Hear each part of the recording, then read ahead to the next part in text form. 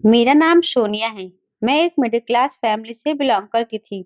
मैं डॉक्टर बनना चाहती थी।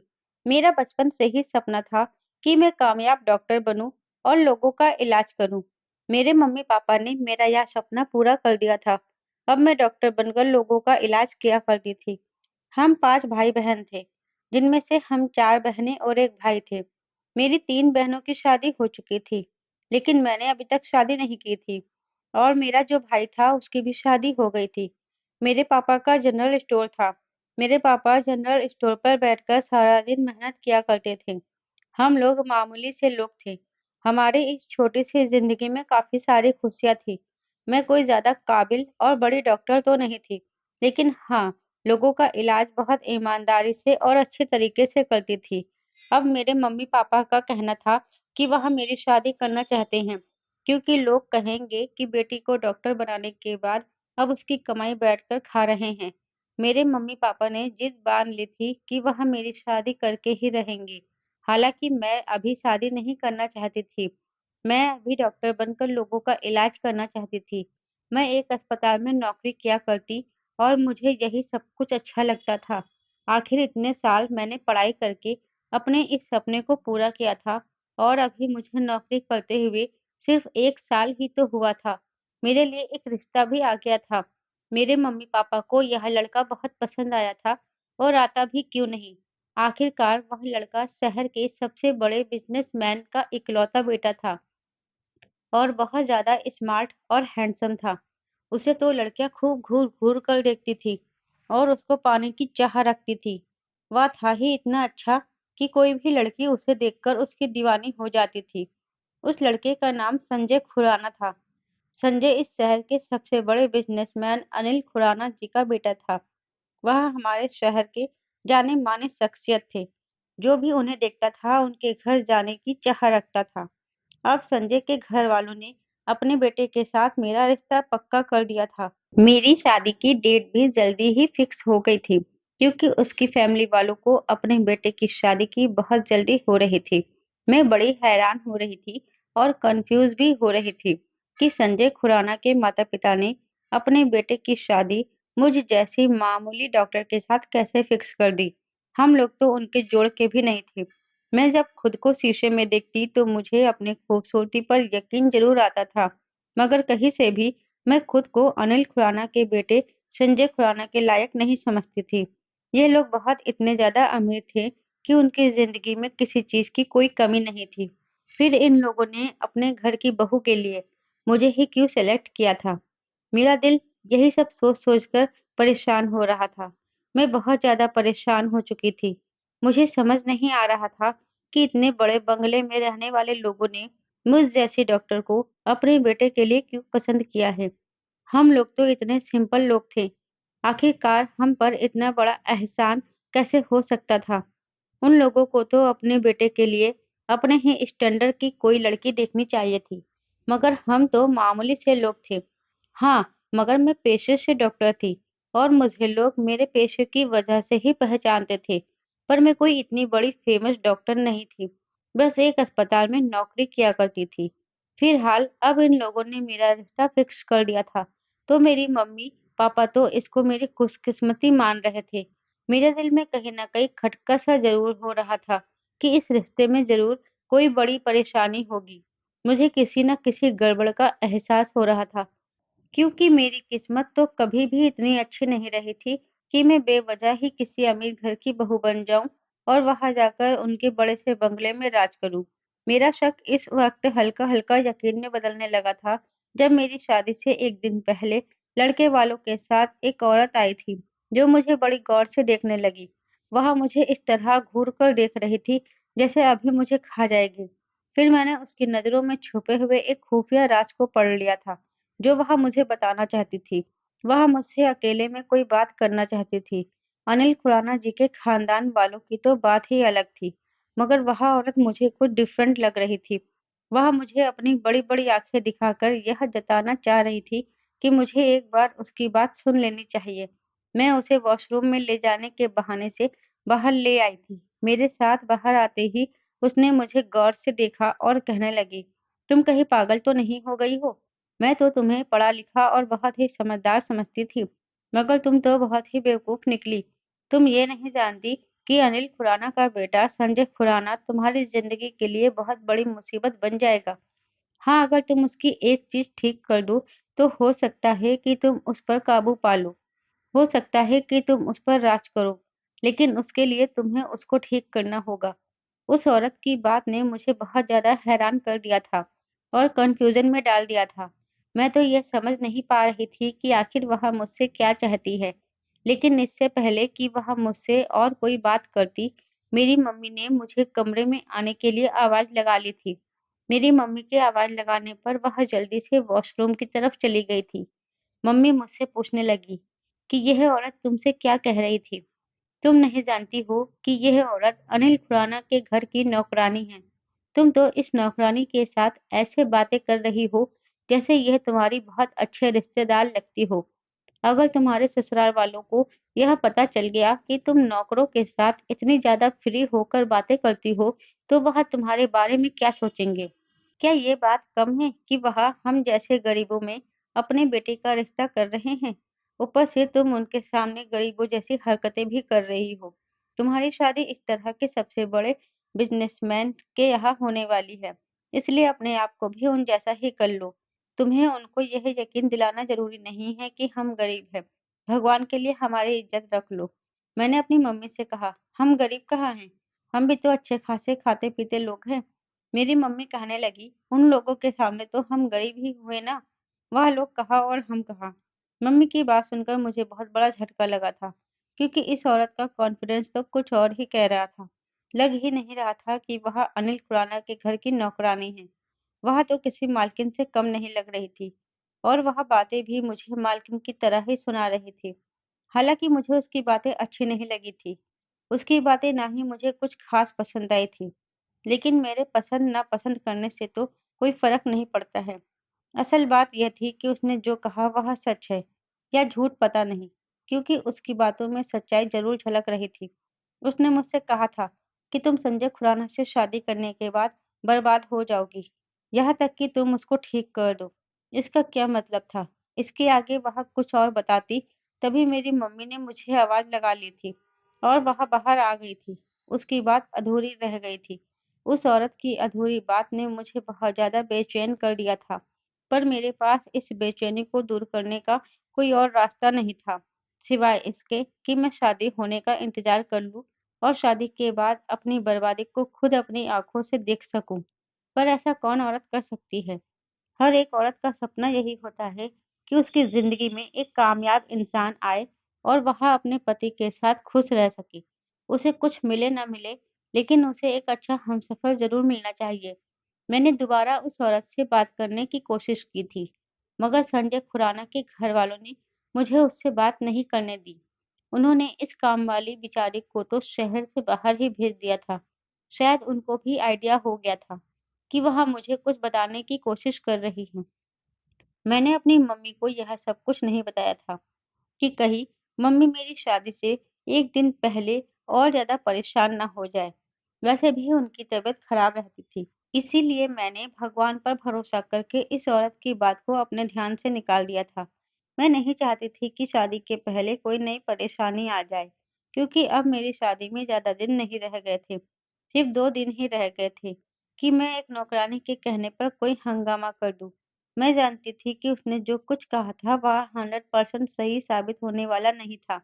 कुछ लोग लोगों की शादी खत्म करवाने के लिए झूठ-मूठ की बातें कर लेते हैं और जहाँ मेरी शादी होने वाली थी, वहाँ पर तो ऐसे ना जाने कितने लोग थे जो कि संजय खुराना के पीछे पड़े हुए थे। मेरे दिमाग में भी एक बात आने लगी थी कि आखिर इन लोगों ने मुझ जैसी गरीब लड़की के साथ अपने बेटे का रिश्ता क्यों जोड़ा है? कोई तो वजह ज़रूर होगी। अगर संजय खुराना इतना ही काबिल होता, तो मुझसे शादी क्यों करता? मैं तो उसके लिए एक मामूली-सी लड़की थी, जबकि वह अपने पिता के ही लेवल के किसी बिज़नेसमैन या फिर किसी और अमीर इंसान की बेटी को डिज़र्व करता था।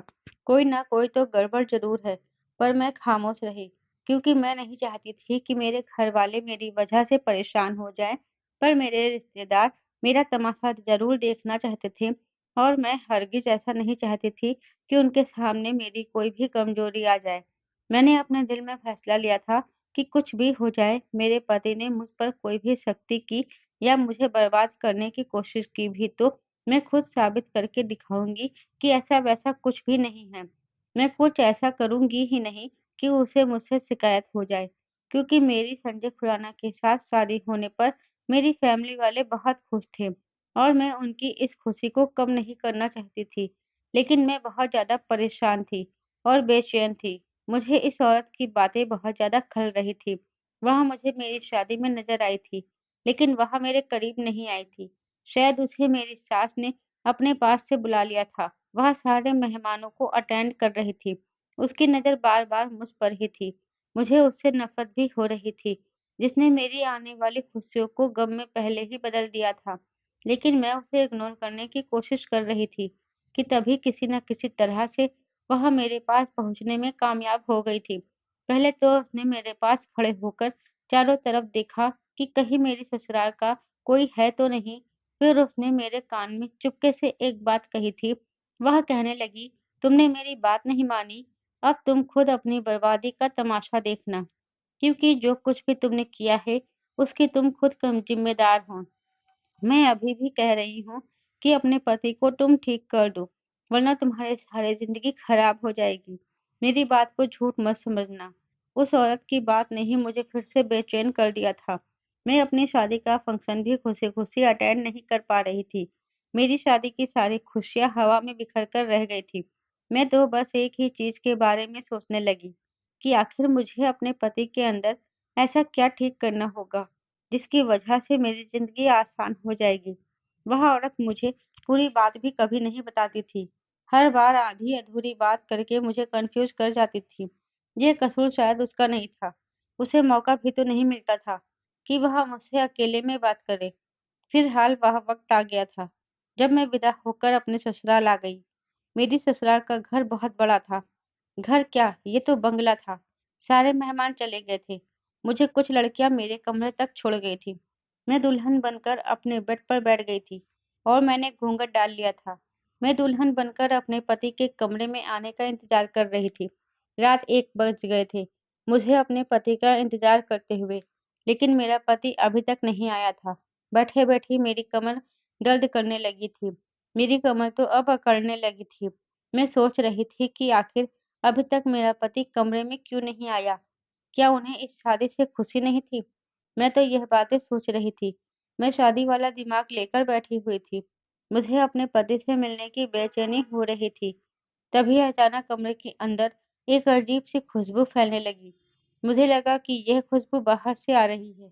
जैसे ही मैंने नज़र उठाकर देखा, मैं हैरान रह गई थी कि सामने तो मेरा पति सफ़ेद रंग की शेरवानी पहने हुए खड़ा था और उसके हाथ में अगरबत्तियाँ थीं, जिसकी खुशबू सारे कमरे में फैल गई थी। वह मेरी तरफ देखकर मुस्कुरा नहीं रहे थे, बल्कि उनके चेहरे पर तो बहुत ज़्यादा गुस्सा था। उनके यह तेवर देखकर मुझे बड़ी हैरानी हुई थी और मैं सोचने लगी थी कि आखिर वह ये क्या कर रहे हैं और फिर उनके हाथ में यह अगरबत्तियाँ क्या कर रही थी। शादी की पहली रात को ही पति अपनी पत्नी के साथ ऐसे अगरबत्ती लेकर थोड़ी ना खड़ा होता है, जैसा मेरा पति खड़ा हुआ था। और एक यह इंसान था जिसके आते ही कमरे में एक अजीब-सी हैवानियत फैल गई थी और चारों तरफ मुझे अगरबत्ती का धुआँ नज़र आ रहा था। मुझे बुरा तो लग रहा था। ज़ाहिर-सी बात है, हर किसी की यही ख्वाहिश होती है कि वह अपने पति का अच्छा बिहेवियर देखे, उसका पति उससे प्यार करे, प्यार भरी बातें करे। लेकिन मेरा पति तो ऐसे खड़ा हुआ था जैसे उसे बहुत ज़्यादा गुस्सा आ रहा था। अपने पति को ऐसे हाथ में अगरबत्ती लेकर खड़े हुए देखकर मुझे बहुत उलझन महसूस हो रही थी। फिर मेरी नज़र उसके चेहरे पर पड़ी, तो उसके चेहरे पर पसीने के कतरे देखकर मुझे आइडिया हो गया था कि शायद वह काफ़ी दूर से चलकर आया है। गर्मी के मौसम में इतनी दूर तक चलने से ज़ाहिर-सी बात है, इंसान को पसीना तो आ ही जाता है। मुझे हैरानी तो इस बात की थी कि रात के इस टाइम पर मेरा पति कहाँ से आ रहा था और वहाँ यह सब कुछ क्या कर रहा था। ऐसी शादी वाले दिनों में तो इंसान अपना बहुत ज़्यादा ख़्याल रखता है। मेरे पति ने अगरबत्ती एक तरफ लगा दी। अभी मैं यही सब सोच रही थी कि मेरे पति ने तो मुझे खड़े होने के लिए कह दिया। मैं उनकी बात सुनकर हैरान रह गई थी।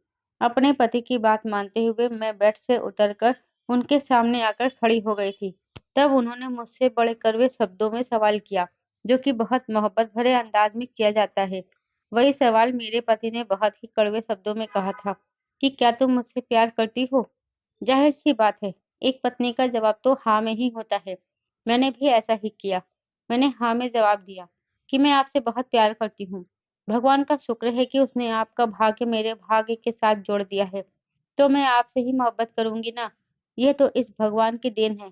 तभी अचानक मेरे पति बोल पड़े और कहने लगे, बस, पर ज़्यादा अच्छाई की देवी बनने की ज़रूरत नहीं है। संजय इतना चिल्लाकर बोले थे कि उनकी आवाज़ की गूंज सुनकर तो मैं डर गई थी। मुझे अब उस नौकरानी की बातें याद आने लगी थी कि कहीं वह सच तो नहीं कह रही थी। पर इतनी सी बात पर मेरा कंफ्यूज होना भी तो ठीक नहीं था। मैं अभी यही सोच रही थी कि मेरे पति ने मुझे और भी ज़्यादा कंफ्यूज कर दिया था। मैं पहले तो समझी कि वह मुझसे मजाक कर रहे हैं, पर मैं गलत सोच रही थी, ऐसा तो बिल्कुल भी नहीं था।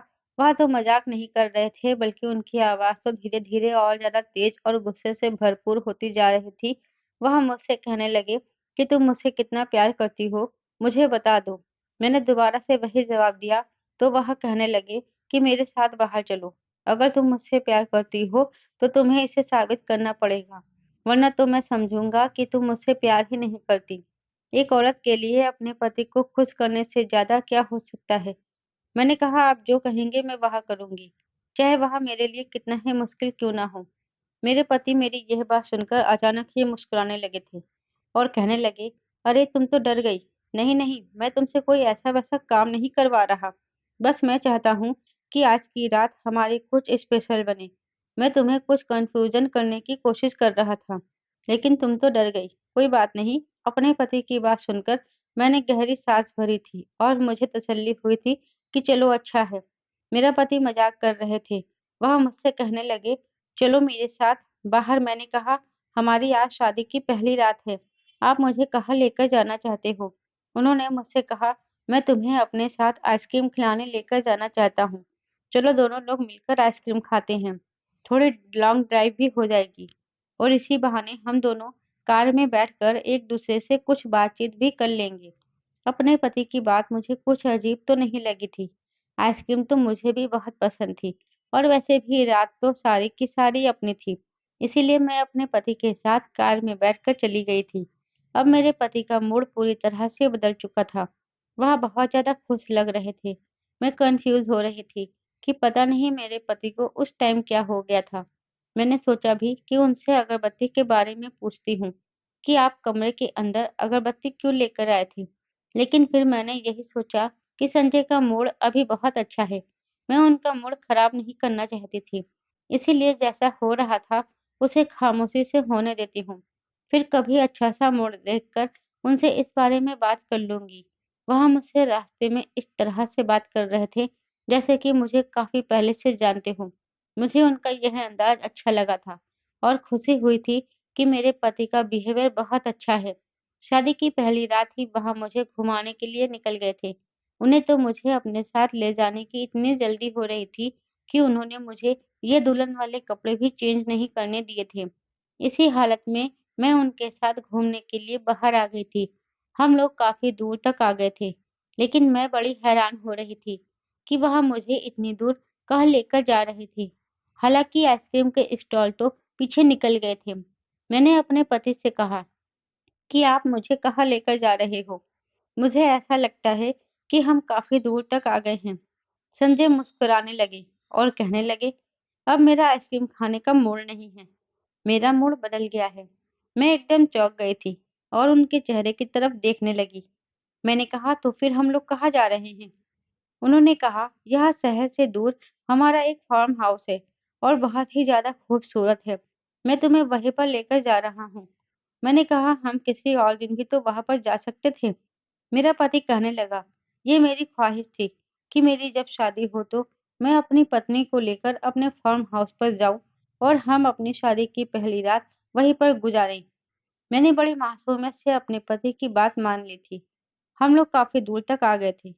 रात के 2 बज चुके थे और अभी तक मेरा पति गाड़ी चला रहा था। फाइनली हम लोग फार्म हाउस तक पहुँच गए थे।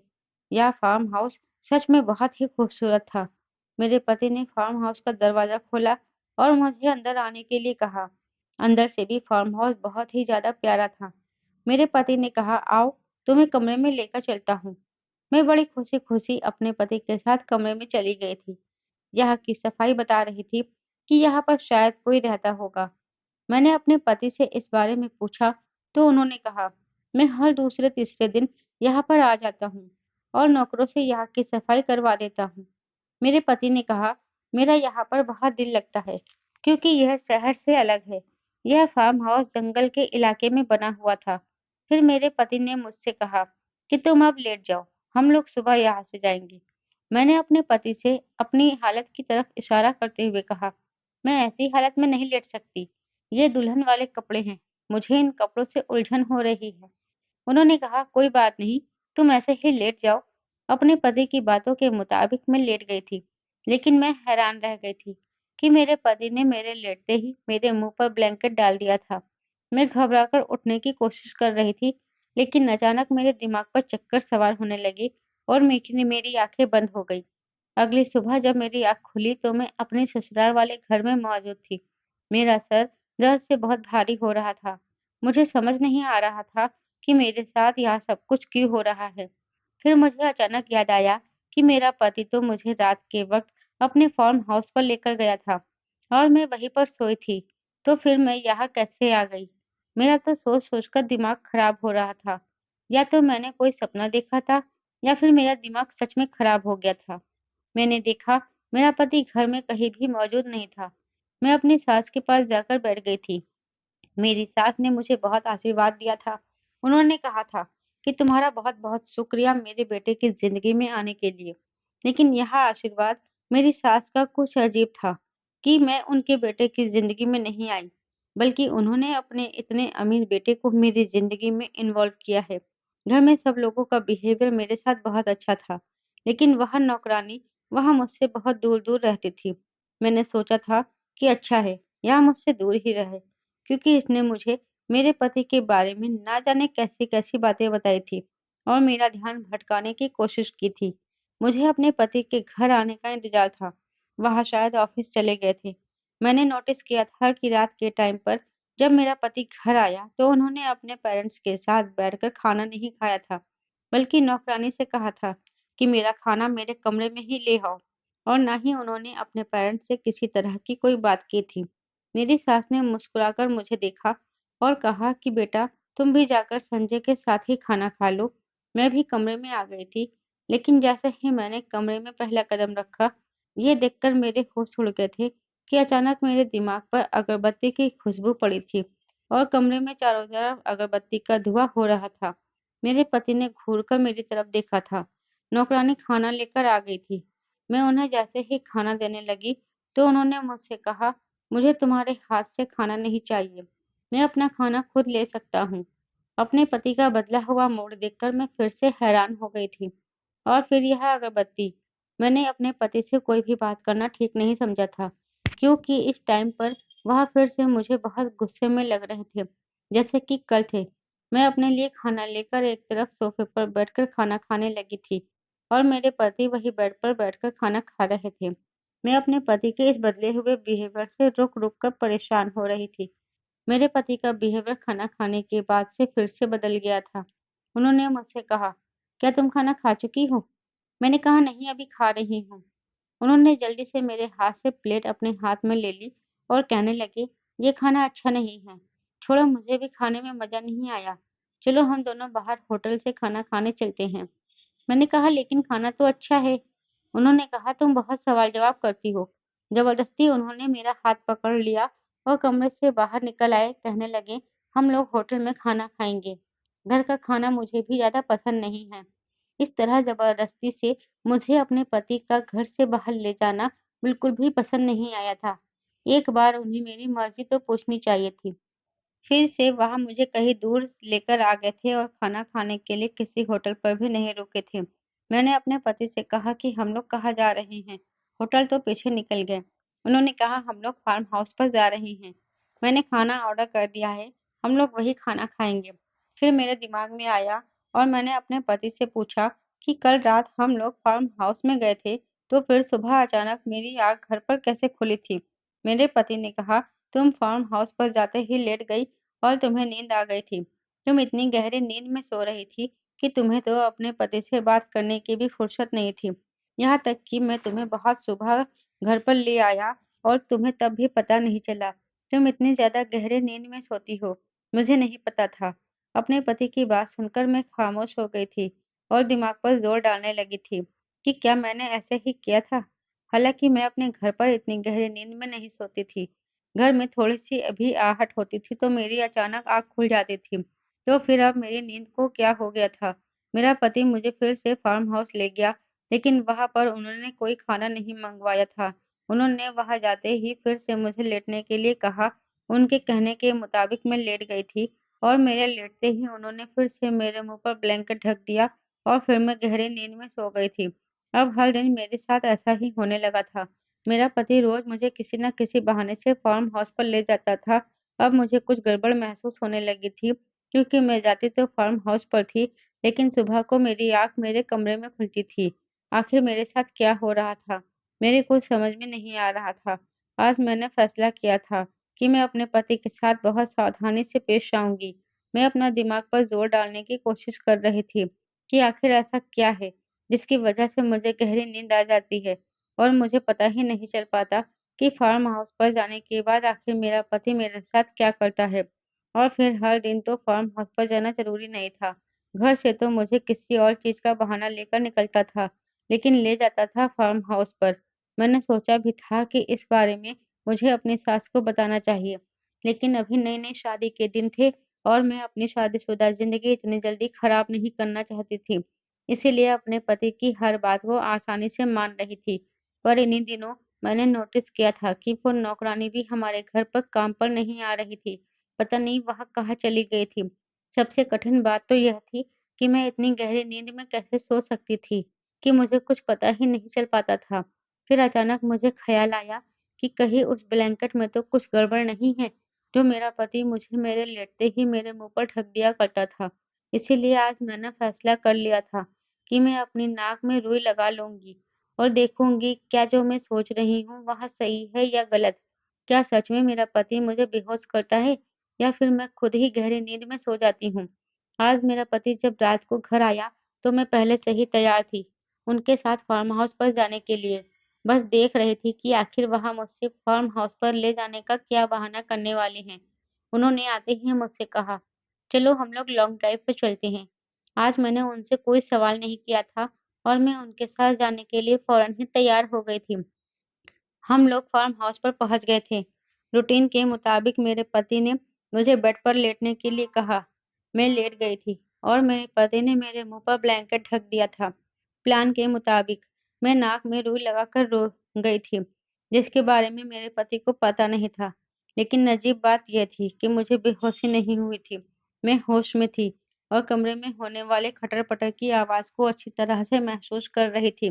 तभी अचानक कमरे की रोशनी बंद हो गई, लेकिन एक धीमी-सी रोशनी चालू हो गई थी, जो कमरे में चारों तरफ फैल गई थी। मुझे कमरे से अगरबत्ती की खुशबू आने लगी थी। मुझे डर लग रहा था, लेकिन मुझे हिम्मत से काम लेना था। मुझे यकीन हो चुका था कि मेरा पति मुझे बेहोश करता था, क्योंकि अभी तक मेरे ऊपर बेहोशी नहीं चढ़ी थी। मैं सब कुछ अच्छी तरह से सुन सकती थी। मुझे इसी तरह से लेटे हुए आधा घंटा गुजर गया था। कमरे में पूरी तरह से खामोशी छाई हुई थी। मैंने धीरे से आँखें खोली और मैंने ब्लैंकेट को अपनी आँखों से हटा दिया था। लेकिन यह देखकर मेरे होश उड़ गए थे कि मेरा पति मोमबत्तियों के घेरे के बीच बैठा हुआ था और बहुत सारी अगरबत्तियाँ उसके आगे जल रही थीं। कमरे में खुशबू फैली हुई थी। मेरे पति ने अपने आगे खुद नींबू और मिर्ची रखी हुई थी। इसका मतलब ये था कि मेरा पति जादू कर रहा था। वह आँखें बंद करके ना जाने क्या पढ़ रहा था। मेरी कुछ समझ में नहीं आ रहा था। मैं तो अपने पति को देखकर डर गई थी। मैंने इसी तरह से अपनी आँखें बंद कर ली थी, क्योंकि मैं नहीं चाहती थी कि मेरा पति मुझे होश में देखकर मेरी जान का दुश्मन बन जाए। लेकिन अब मैंने सोच लिया था कि मैं उस नौकरानी से पूरी बात पूछ कर रहूँगी, जो मुझे बार-बार संजय से शादी करने को मना कर रही थी। इसका मतलब यही था कि वह सच कह रही थी कि मेरा पति ठीक नहीं है। मुझे उसे ठीक करना होगा। लेकिन वह ये सब कुछ क्यों और क्या कह रही थी? आखिर मेरा पति ये सब कुछ क्या कर रहा था? यही मुझे अभी तक नहीं पता था और इसके बारे में मुझे वह नौकरानी ही बता सकती थी। मैंने सोच लिया था कि यहाँ से फ्री होते ही मैं उससे बात करके ही रहूँगी। इसी तरह से 4-5 घंटे गुज़र गए थे। संजय ना जाने क्या कर रहा था। फिर उसके बाद उसने मेरे मुँह से ब्लैंकेट हटा दिया था और ना जाने मेरे मुँह पर क्या पड़कर फूँका था। मैं उछल कर रह गई थी। उसने मुझे गोद में उठाया, गाड़ी के पीछे वाली सीट पर लिटाकर मुझे घर ले आया था और उसने बेड पर मुझे लिटा दिया था। तभी तो हर दिन मेरी आँख सुबह मेरे बेड पर ही खुलती थी। पति के घर से निकलते ही मैं फ़ौरन नौकरानी के पास गई थी। भगवान का शुक्र था कि वह आज काम पर आई थी। मैंने उसे जल्दी से अपने कमरे में बुलाया। कमरे का दरवाज़ा बंद करने के बाद उसे पूरी बात बताई और कहा कि अब तुम मुझे बताओ कि तुम यह सब कुछ कैसे जानती हो? और तुम मुझे पूरा सच बताओ। उसने जो कुछ मुझे बताया उसे सुनकर मेरे होश उड़ गए थे। नौकरानी ने मुझे बताया कि दरअसल संजय के माता-पिता ने बचपन से उसे अकेला छोड़ दिया था। इन दोनों को दौलत का बहुत ज़्यादा शौक था, इसीलिए उन्होंने अपने बच्चे का बचपन बर्बाद कर दिया। ये दोनों अपनी ज़िंदगी में मगन रहे। छोटा-सा बच्चा था जिसे माता-पिता के सहारे की ज़रूरत थी, उनके प्यार की ज़रूरत थी। जिसे माता-पिता के सहारे की ज़रूरत थी, उनके प्यार की ज़रूरत थी, लेकिन माता-पिता ने अपने बेटे पर ध्यान नहीं दिया और अपने बेटे को नौकरों के हवाले कर दिया। नौकर तो माँ-बाप की तरह बच्चे का ख़्याल नहीं रख सकते। इसीलिए संजय हॉरर मूवीज़, जादू टोने वाली मूवी और गेम भी हॉरर टाइप जैसे ही खेलने लगा था। अकेले रहकर उसके दिमाग पर जादू टोने वाली बातें सवार हो गई थी, क्योंकि उसे कहानी भी जादू टोने वाली ही पसंद थी। वह अपने मोबाइल के अंदर जादू टोने की और भूत की कहानी सुनता था और उनकी वीडियो देखता था। वह एक अलग दुनिया में रहने के बाद भी अपनी इस दुनिया में पहुँच गया था। उसने अपने आप को पूरा इसी तरह से बना लिया था। जब जवान होने के बाद उसके माता-पिता को पता चला कि वह उनका बेटा अब उनके काबू में नहीं है, तब उन्होंने उसकी शादी करने का फैसला किया। संजय की 2 शादियाँ हो चुकी हैं और उसकी दोनों ही पत्नियाँ उसकी इन हरकतों से छोड़कर उसे जा चुकी हैं। अब की बार उन्होंने अपने बेटे के लिए तुम्हें चुना था। मैं इसलिए तुम्हें समझा रही थी कि तुम्हें अपने पति को ठीक करना होगा, पर तुमने मेरी बात नहीं समझी। नौकरानी की बात सुनकर मेरे होश उड़ गए थे। मुझे अपनी किस्मत पर भी अफ़सोस हो रहा था कि मेरी शादी एक ऐसे इंसान के साथ हो गई है, जो एक अलग ही दुनिया में रहता है। लेकिन इसमें कसूर उसका नहीं है। इसमें कसूर उसके माता-पिता का है, जिन्होंने उसे अकेला छोड़ दिया, जिससे अकेलेपन का शिकार होकर वह इस तरह का हो गया है। लेकिन मैं उसे छोड़कर नहीं जा सकती, बल्कि मुझे उसे ठीक करना होगा। मैंने अपने सास-ससुर से इस बारे में बात की थी। वह लोग मेरी इस बात पर बहुत शर्मिंदा हो रहे थे। मैंने कहा था कि आप लोगों ने अपने बेटे की ज़िंदगी बर्बाद करने के साथ-साथ मेरी ज़िंदगी और उन 2 लड़कियों की ज़िंदगी को भी बर्बाद कर दिया है, जो पहले संजय से शादी करके जा चुकी हैं। वह तो अच्छा है कि आपके बेटे को जादू टोना नहीं आता, वरना वह ना जाने क्या कुछ कर बैठता। मेरे सास-ससुर बहुत ज़्यादा शर्मिंदा हो रहे थे और हाथ जोड़कर मुझसे माफ़ी माँग रहे थे। उन्होंने कहा कि तुम्हें ही अब हमारे बेटे का ध्यान रखना होगा, हम लोग कुछ नहीं कर सकते। मैंने अपने कुछ सीनियर डॉक्टर को अपने हस्बैंड की कंडीशन के बारे में बताया था। उन्होंने मुझे अमेरिका के लिए कंसल्ट किया था। जहाँ से मैं अपनी पढ़ाई पूरी करके आई थी, मैं अपने पति को बेहोशी का इंजेक्शन देने लगी थी, जिससे मेरा पति अब कोई ऐसी-वैसी हरकत ना करे और मैं उसे लेकर अमेरिका चली गई। वहाँ जाकर मेरे पति का इलाज चल रहा है और मेरे पति की कंडीशन अब काफ़ी बेहतर हो गई है। मेरे सास-ससुर मेरी इस दरिया-दली से बहुत खुश हैं। मैं आप लोगों से रिक्वेस्ट करना चाहती हूँ कि प्लीज़ अपने बच्चों का बचपन खराब मत कीजिए। अपने बच्चों के साथ रहिए, उनको टाइम दीजिए। ऐसा ना हो कि दौलत की वजह से या बिज़ी शेड्यूल की वजह से आप अपने बच्चों को ही खो दें। बच्चों को पेरेंट्स के साथ की और उनके प्यार की बहुत ज़रूरत होती है। पैसों के लालच में अपने बच्चों के साथ बचपन को मत गँवाएँ। उनके साथ खेलें, उनसे बातचीत करें, उनके मन की बात सुनें और उनको ज़िंदगी के हर मोड़ पर उनका सहारा बनकर, उनका दोस्त बनकर खड़ा रहें। दोस्तों, उम्मीद करती हूँ आपको मेरी कहानी पसंद आई होगी। कहानी पसंद आई है तो वीडियो को लाइक और शेयर करें। चैनल पर नए हैं तो चैनल को सब्सक्राइब ज़रूर करें, साथ ही बेल आइकन को प्रेस करें, जिससे वीडियो की अगली अपडेट सबसे पहले आपको मिले।